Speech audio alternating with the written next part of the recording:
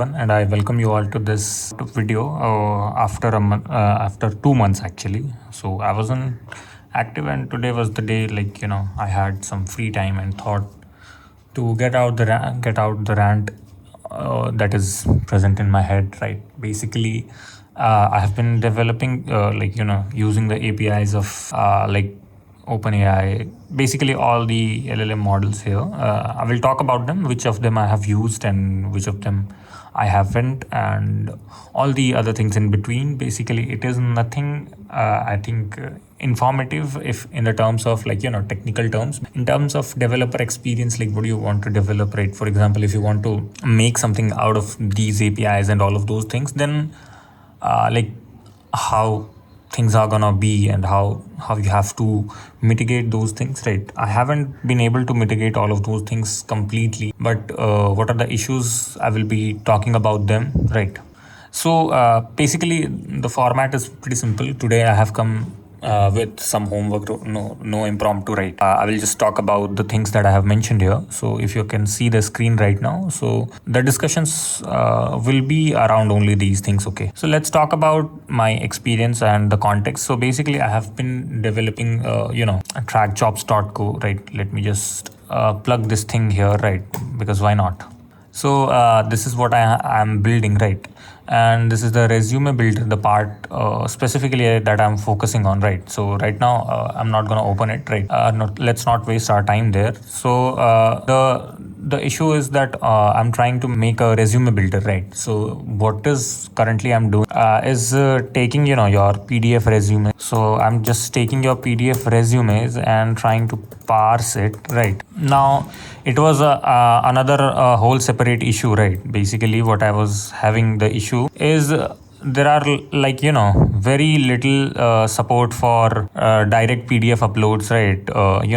In the OpenAI's documentation, they are not pretty clear about how to actually upload things and how to actually do things, right? So that was the issue. So what I have been doing is I'm using a library, right? So what I'm essentially doing is I'm just taking a library, right? I think you have heard about PDF.js. So I'm using that and extracting the raw content of the resume. Let's not waste too much time here. I'm just gonna talk about how things are I'm doing, right? So I'm just taking the raw content out, like for example the text content of the resume. So the images will eventually have to phase out, right? So I'm not concerned about that. So what happens is the raw content to the LLM, any LLM. Then what I'm doing is just asking them to make it fit into a particular schema, that is a Zord schema, or you can represent it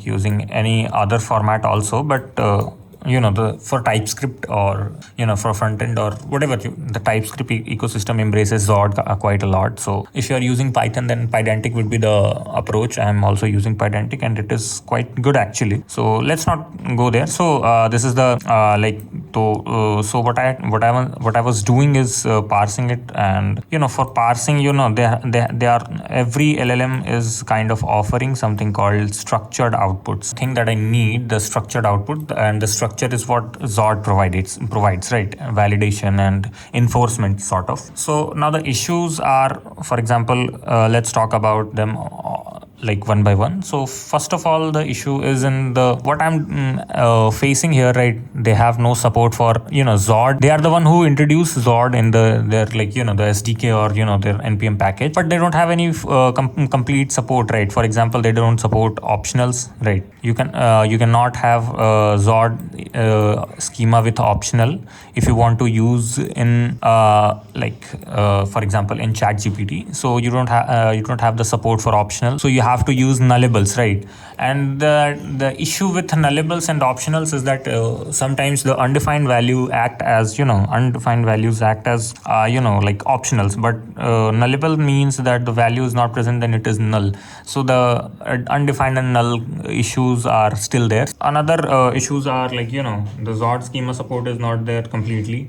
So instead of they are releasing models after models and models, right? The structured output was released in I think almost 7 to 8 months. So it's still in beta, and I don't think they are working on any improvements whatsoever, because that the state is stale, right? It hasn't changed any bit, and it is like that only, right? So that is the, like, the, the worst of the issues that I have faced.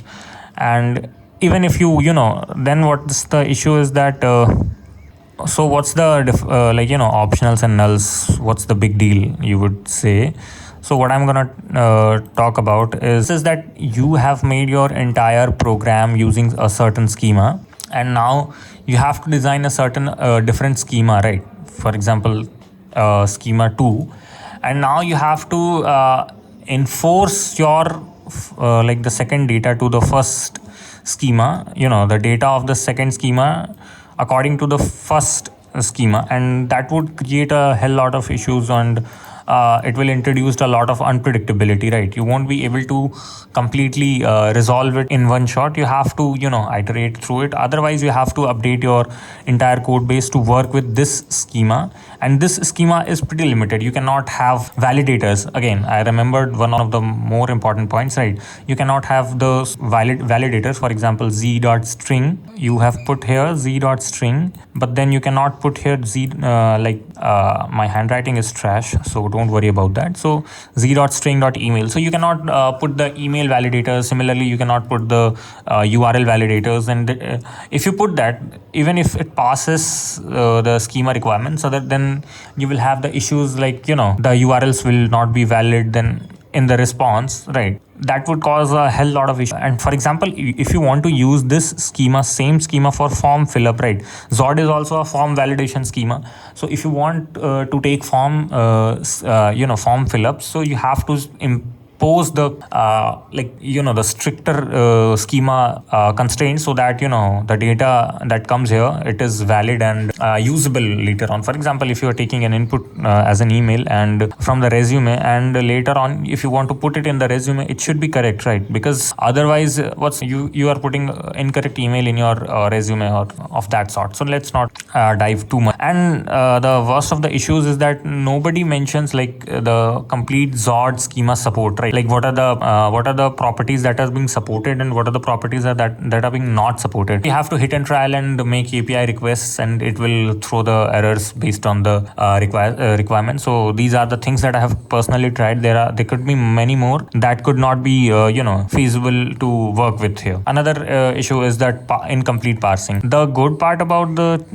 okay, so I'm talking about here primarily 4o mini, right? For structuring a data from a resume, I think it is a pretty mundane task, and I think it's like it does not require a lot of muscle processing, right? So I think it should be pretty easy to do with 4o mini, and it is pretty good actually. Most of the time it doesn't give the complete response. If the structured out, they don't have any clear instructions that how and why the limitations sometimes hit. Even if you allow the max completion tokens to 16k, that is the limit officially ChatGPT, I mean OpenAI mentions in their API docs, right? What happens is that, for example, if you have given a resume, right, and you have experience, educations, and all of those projects and all of those things, what it does is that it will at the very max parse 2 sections, right? For example, education and work experience, and beyond that the subsequent sections are just being completely ignored, even though the raw data was being passed to that. And I have checked that the raw data is being passed correctly and the links are supplied properly, right? Problem is that I would like to talk about. So I have used these 2 models, right? I haven't used Anthropic, and I think the experience with DeepSeek would be similar to both of them, because I have used mostly the OpenAI's NPM package, right? I think they have released, and most of the models are compatible with them, except for Anthropic, as far as I can remember. And what I'm talking about is another thing is that the very poor error handling, right? For example, what happens is when you give something, right? What happens is, for example, you have given some inputs, and and it has given some output. So still it has consumed some amount of tokens from your, your paid account, and paid or unpaid, whatever it is, but basically it has consumed tokens from your account. And now, because of the incomplete error or length limit error or whatever the error it is, you won't be able to see that how much token they have used. So it is pathetic. Why can't I see that how much tokens I have been wasting on this incomplete responses? So it would be a very basic developer experience improvement, first thing. Second thing would be another error I have noticed in the Gemini. I will talk about it in that section. Okay, so let's talk about the speed. So I don't think any advantage ChatGPT has except for that that bigger output window. Otherwise, in most of the things, it is pretty bad in my humble opinion. So it is pretty slow. So the time, almost Gemini's API will take 30 seconds. So it would take almost a minute, and that is pretty unacceptable for customers with having attention span of a goldfish. These are the issues that I have with OpenAI's SDK. So I know nobody will be watching it, so let's not waste our time there. Let's talk about Gemini's API. It is significantly better, but it is bottlenecked by the fact that it has only 8K token support. So they are releasing models after models. First they have released 1.5, and from then I have started using it, not in the 1.2. So in the 1.5 they have released 1.5, and then they released 2.0, and now they are releasing 2.5 as of now, in a few days ago. But again, the issues are still the same, right? Why the heck we are limited with 8K tokens as output? Even their frontier best models, right? For example, 2.5 Pro or 2.0, 2.0 Pro or whatever it is, they're quite limited with this choking point, 8,000 tokens, right? And I know 8,000 tokens isn't less, but sometimes it could be, right? So that is the thing. And this issue, this length limit issue, this is bothering me a lot. I cannot express how much painful it is for me, right? I mean, what happens is, example, you have I have tried to note it down, how much tokens I'm consuming, right? So what happens is that when it worked, I have seen the again, when the request fail, you cannot see the how much tokens they have consumed, input or output, whatever. So the parts where it has worked, for example, my resume is 7,000 tokens, raw data, prompts, and basically all of the input tokens, and the output is 2,000 to 2,500 at the worst cases, right? Now 2,500 is pretty low compared to the 8,000 limit, or 8,192 is the numerical limit, right? So this is the limit. So I'm almost almost in 30% range, right? So still what happens is that you will get the issues of length limit reached. I don't know why it happens, and I seem to not find any solution on the internet whatsoever. Nobody has mentioned the solutions. Most of the people are mentioning that max token. So I have put the max token here, that 8,192. That is the officially supported limit for this, and still I will get that same issue. Another thing I would like to mention, that I am in the free tier. So I will talk about, somebody will say that this is because you're using the free tier, that's why the length limit. So that's not the case, because see, this is RPM. RPM means request per minute, TPM means tokens per minute, and RPD means request per day. So for example, I'm using this model 2.0 Flash. So the request per minute is 15. So I barely make 1 or 2 requests a minute, because the tokens per minute limit is still a million tokens per minute. So it isn't anywhere around this.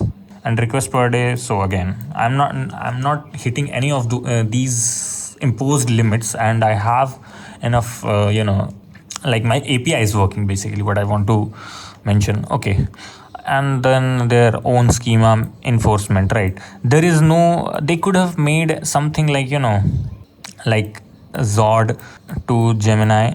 I think they have people have made third-party things, but again, there are, as far as I remember, there is no any first party support from Google that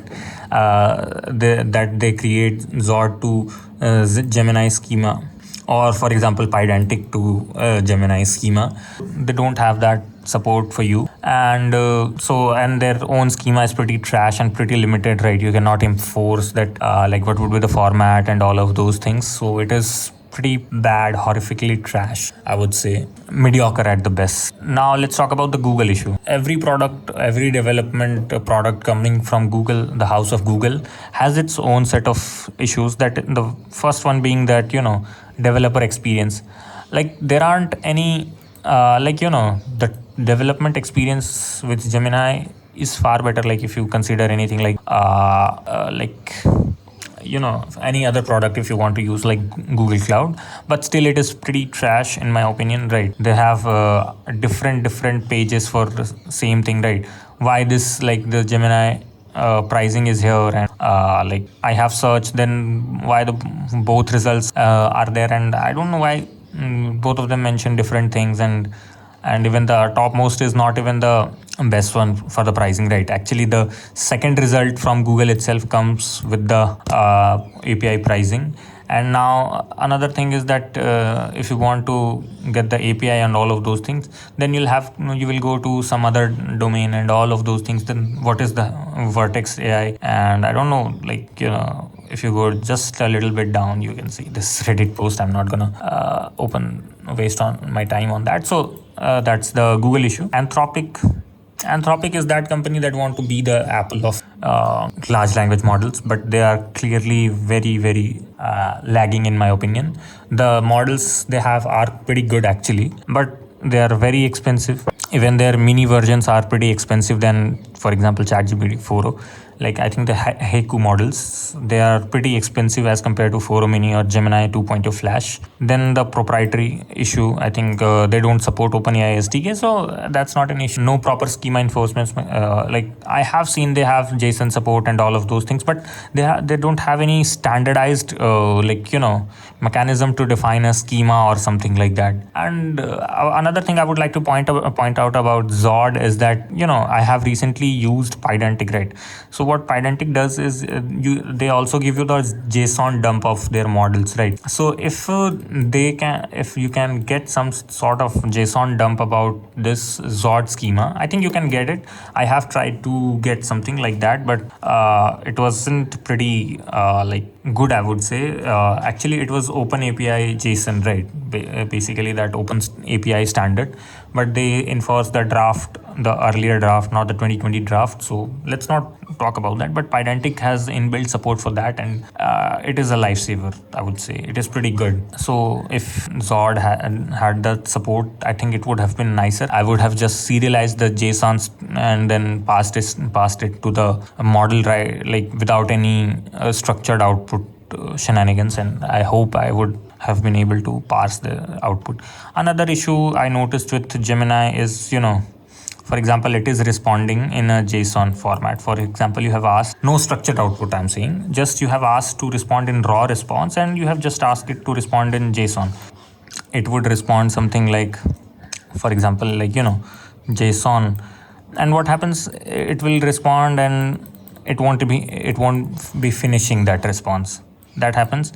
And what happens if you just you try to parse it, right? What you will do, you will first remove this part from the string and remove this 3 backticks from the last part, and then you will use something like JSON, whatever the language you are using, you will use JSON dot parse or something like that, and then it will give you an error because the JSON is not completed. And another issue is that you won't be able to get this backticks if the response is not finished. So there are a point of error here also. Third would be the error logging. I have forgot the count, right? So the error logging. For example, you have selected Gemini OpenAI API. OpenAI based Gemini's API you are using. And what happens is you have to pass the model that you want to use, right? So if you have passed any invalid model, so what the error will be, that the 400, it will give you an error of 400, and it will mention that no body. What does that mean, man? What does that mean? Like 400 no body? Why? You could have clearly mentioned the error that this model does not exist, please use a valid model, something like that. So the development experience is pretty trash. If anyone developing with Gemini, the Zod schema support in this is far better than OpenAI. Still, it does not support a record type, and I think it does not even support tuples. So I think you can still mitigate that, but you will again reach to this. You will get this issue, and that will choke your entire product. So if I think I'm doing anything wrong, or I don't have much experience, or I don't know what's the issue, but these are the issues that I have faced nonetheless. So anyone having similar issues or faced similar issues in the past and they have some solution, then they can please happily comment down in this video. In this video, I was hoping it to be short, but Okay, nonetheless, let's talk about, so we have talked about Anthropic. I haven't used Anthropic, so to say. And let's talk about DeepSeek. It supports the OpenAI's, the SDK or the package. But the issue with DeepSeek is that they don't have any smaller models, right? DeepSeek is affordable only if you want to compare it to ChatGPT 4.0, not the other models, right? If you want to compare it to 4.0, ChatGPT 4.0, then only you will find it feasible. Otherwise, it would be, pretty limited for you, because the output per million output token pricing is not cheap at all for trivial things such as resume parsing. I'm not actually using it for coding, right? For coding, the larger models make sense, but for this context, I don't think it makes much sense. Okay, so that was the pretty much rant about the current landscape. Basically, my point is that companies are investing the resources, and they want the eyeballs on the front of their models, but not behind the scenes. Like, what is the developer experience and how easy it is even to build something. If you're not an enterprise, right? For example, you are a solo developer or a small team. So how easy would it be to develop? And the biggest elephant in the room is the unpredictability. Even if you enforce the schema, that doesn't guarantee that the data will be parsed correctly every time. Sometimes it parses absolutely correctly, but some or the other times it will give you the issues. And another thing I just came into my mind is that the levels. I think the schemas have certain levels, right? For example, you have a object, and inside that you have an object, and that object can have some object, and then that object can have some properties, string ABC or whatever. So there is a certain amount of depth only you can go in, right? So beyond that you cannot go, so you have to look about that.